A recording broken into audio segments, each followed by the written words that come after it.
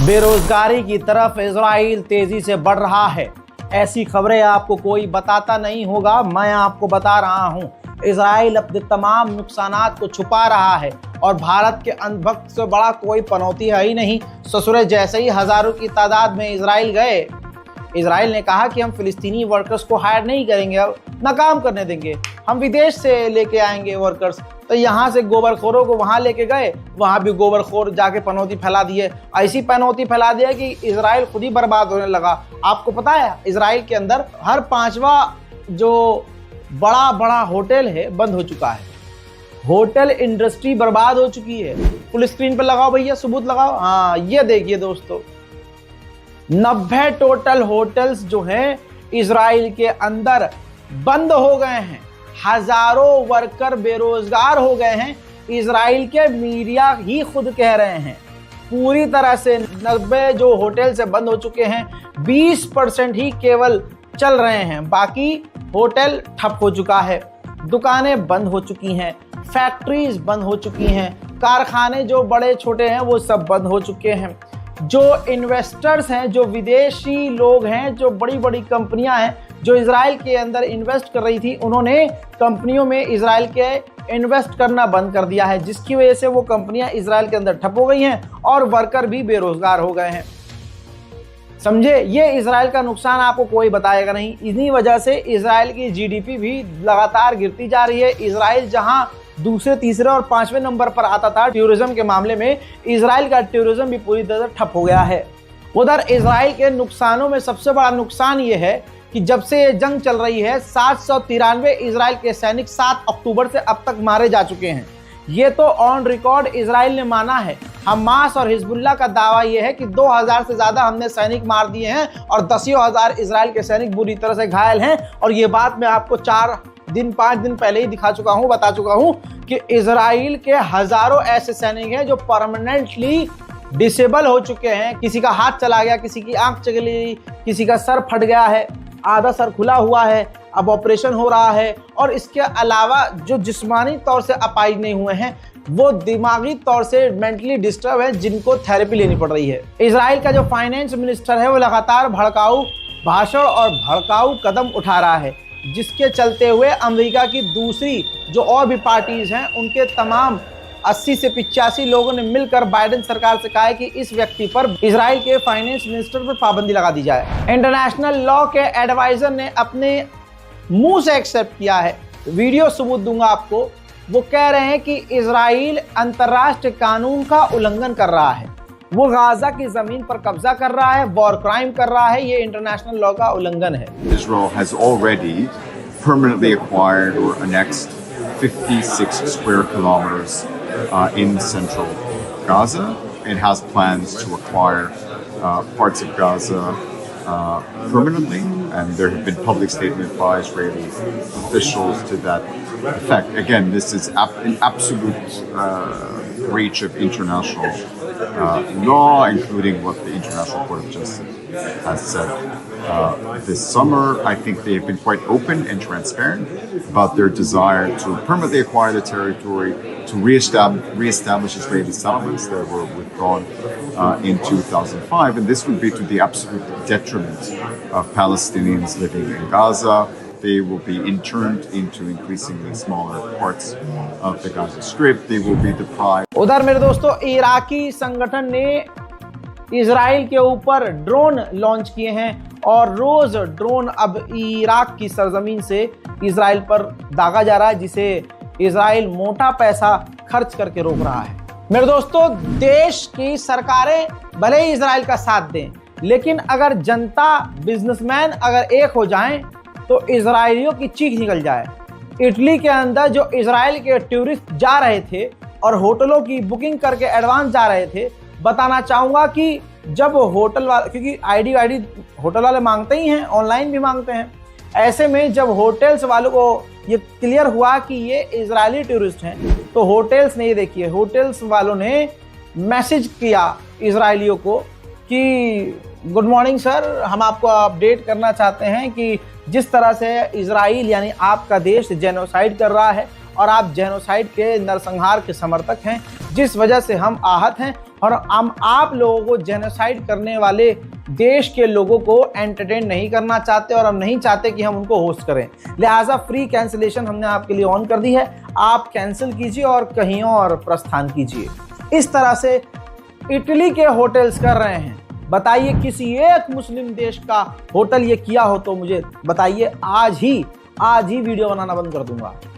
दोस्तों यूएई को देखिए, खुला इजरायलियों को दोनों हाथ फैलाकर बुला रहा है कि आओ, कोई भी हो आओ।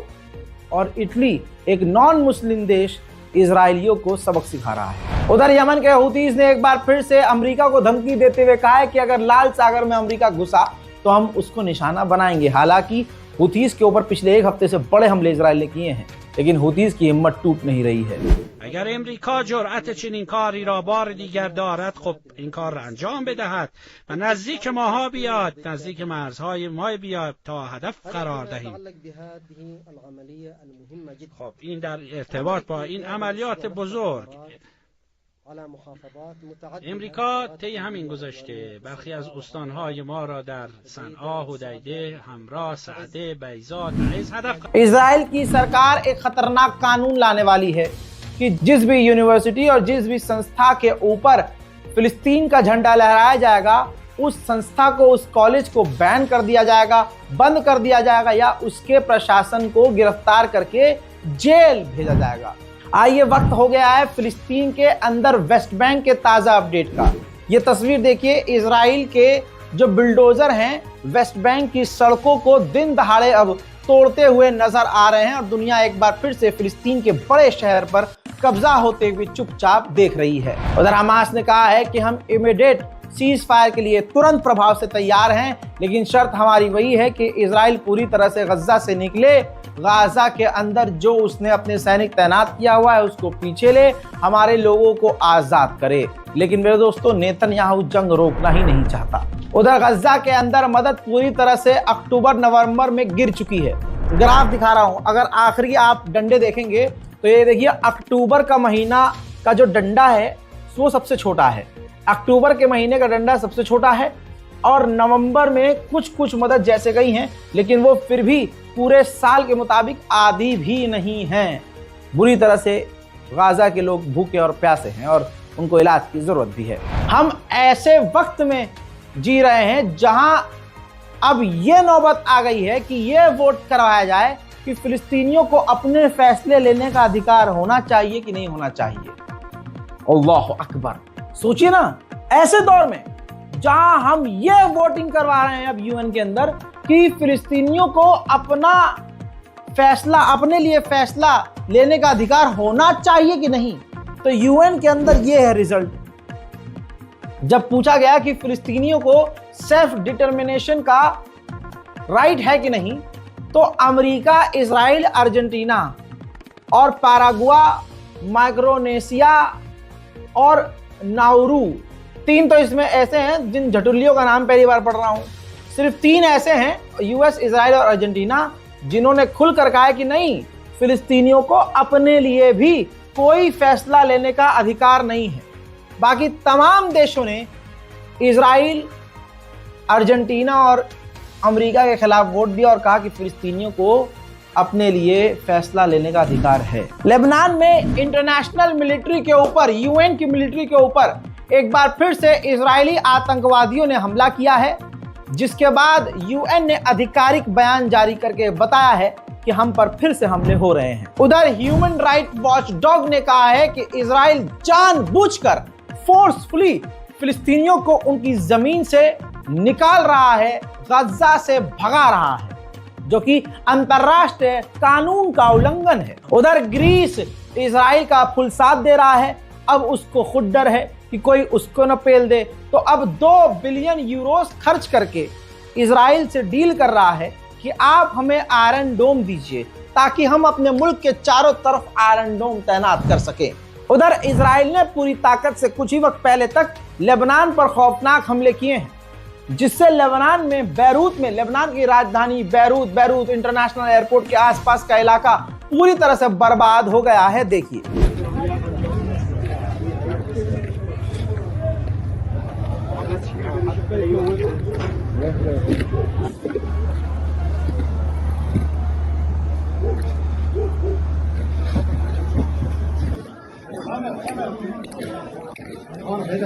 وده 10 بالكيلو كامل. شوف هاي هم الارقام بصي اول مره صلي على محمد وآله.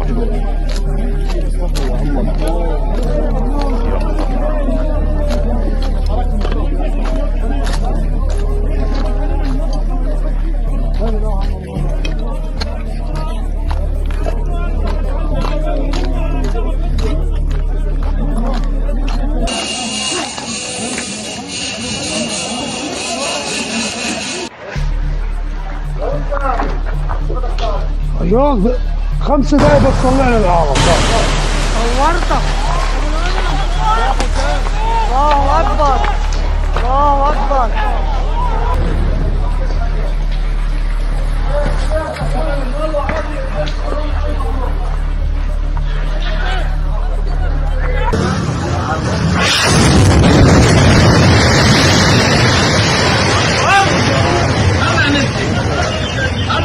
الله اكبر نجرب.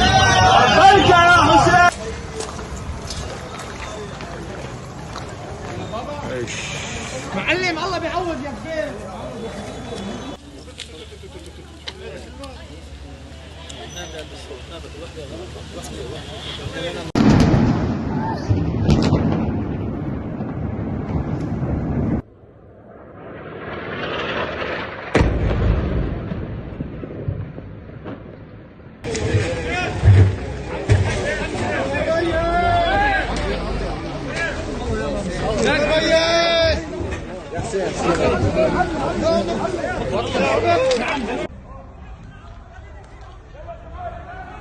वहीं वर्ल्ड बैंक ने जानकारी दी है कि लेबनान के अंदर 1 लाख घर इजराइल ने तबाह कर दिए हैं। वर्ल्ड बैंक ने यह भी कहा कि $8 बिलियन का नुकसान लेबनान में अब तक हो चुका है। और मैं दोस्तों अब लेबनान के ऑफिशियल ये आंकड़े रख रहा हूं।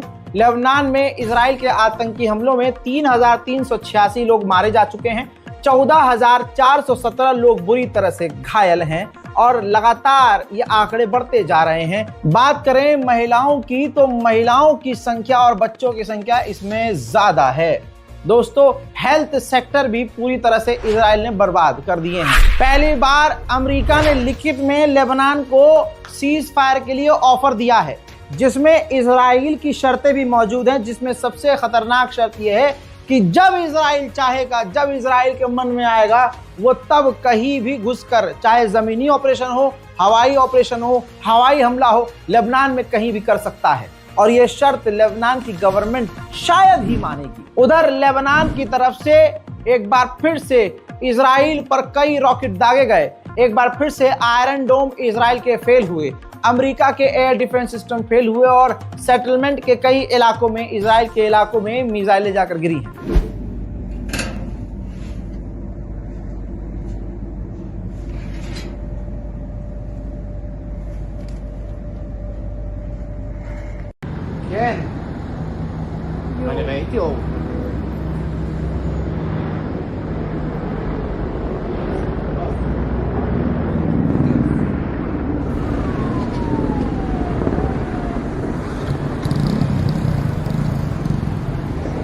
उधर लेबनान में आईडीएफ का एक और जवान जो है हिजबुल्लाह के हाथों वासिले जहन्नम हो गया है। मेरे दोस्तों इस रिपोर्ट को शेयर कीजिए, दुआओं में याद रखिए, चैनल को हमारे रज़ाग्राफी अनस्क्रिप्टेड को सब्सक्राइब कीजिए ताकि आपको दुनिया की तमाम बड़ी खबर, खासकर मिडिल ईस्ट की तमाम जानकारी आसान और सिंपल भाषा में सबूत के साथ मिलती रहे। मैं हूं रज़ा और आप देख रहे थे रज़ाग्राफी अनस्क्रिप्टेड। जय हिंद।